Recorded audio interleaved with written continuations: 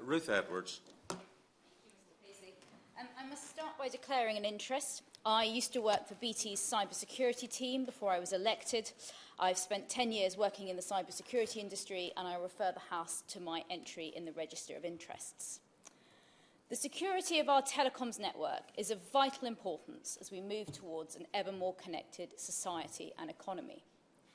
It does not, however, rest on the presence or absence of equipment from any single supplier. Strong cybersecurity for any system, including our telecoms networks, is determined by the security architecture principles that have been followed in its design, how the system is managed in life, including the security controls and monitoring around it, the contingency planning that has taken place, which enables any risks that do materialise to be dealt with effectively, and the testing of that contingency planning. I will address each of these very briefly in my remarks, but the key thing I want to emphasise at the outset is that there is no risk-free option. Regardless of the equipment used, our telecoms networks, government bodies, businesses and critical national infrastructure operators will always be targets for nation-states, aggressors, criminals and hackers. The key thing is to manage the risk, to reduce it to an acceptable level. That is what, in my view, the telecom security requirements achieve. I'd be delighted. I know her time is right. Is she saying that there's no implication for 5G security, never mind all the geopolitics and politics, from having a high-risk, untrusted vendor from a potentially adversarial state in the system? And isn't it the difference between giving the burglar the keys to your house or not, whilst pretending you've got a safe that's safe? Well, for the start, there are no trusted vendors. No sensible company would. Most companies operate a zero-trust policy when it comes to all cybersecurity vendors. And secondly, what I'm arguing is that the risk is that it's about how you manage that risk that is the key point here. And I'll just go on to answer the question in a bit more detail if the gentleman will bear with me. So what do the TSRs do? Well, they establish a baseline for security in telecoms, and they put it on a statutory footing. They prohibit the use of high-risk vendors in sensitive functions of the network. They cap their use at 35% across the network as a whole. And as a result of their implementation, we will have some of the most secure networks in the world. The TSRs provide a clear and exhaustive list of sensitive functions related to the control, orchestration, and virtualization of our networks, where high-risk vendors cannot be used. They won't be used in the intelligence or control planes of the network, and therefore will not interact with customer traffic in a detailed manner. Any impact of failure will also have a limited, localized geographical reach. There have been many understandable concerns raised that moving to 5G networks will somehow merge these sensitive functions, often referred to as core functions, with less sensitive parts of the network, in which equipment from high-risk vendors will be used. Moving to 5G network technologies could enable you to move sensitive functions out to the edge of the network. But could does not mean should. And if you're doing so, I would suggest that using a high-risk vendor is the least of your problems.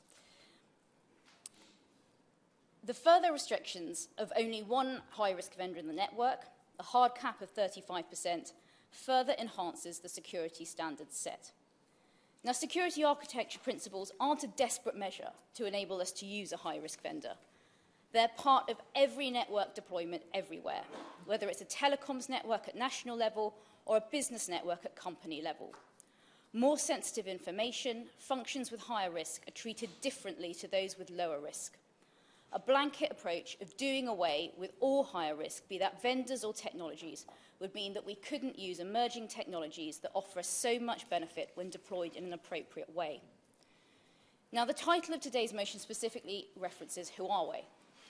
The UK has globally leading insight into Huawei's operations, processes and products through the government-chaired Huawei Cybersecurity Evaluation Centre. But whomever the vendor, any responsible telecoms provider will fully test all hardware and software before deploying it into their networks. Sorry, give it up. Isn't that the problem? I thank you for giving that. Isn't that the problem, that actually so much of our kit isn't being tested, which is why we need a fuller security audit? But also the cell is becoming increasingly concerned about Huawei, because they're saying that actually Huawei are not delivering the improvements that the cell needs, and they're highlighting those concerns in their reports. Thank you. Thank you to my honourable friend for his point. So he raises the point about the cell. Yes, there are problems with the engineering in Huawei, and the government and a lot of their UK customers have been very clear that they want them to solve those engineering problems. But the news I have to give to my honourable friend is that if you started looking at the code of any supplier, you are going to see security issues with those. In security engineering, people make mistakes when it comes to software, I'm afraid. I was going on to say that equipment and performance is monitored in life by telcos. Threat hunting is carried out across the whole network. Technologies are increasingly powered by AI. They look for anomalies, odd behaviour, both inside the network in terms of patterns of incoming traffic and suspicious outbound traffic. Attempts to sabotage equipment or exfiltrate data at scale will be detected. The NCSC, and my former employer BT, and many other telcos have all been very clear that they have not previously detected attempts at malicious activity by Huawei. If they had, they would hardly be doing business with them for their 5G networks.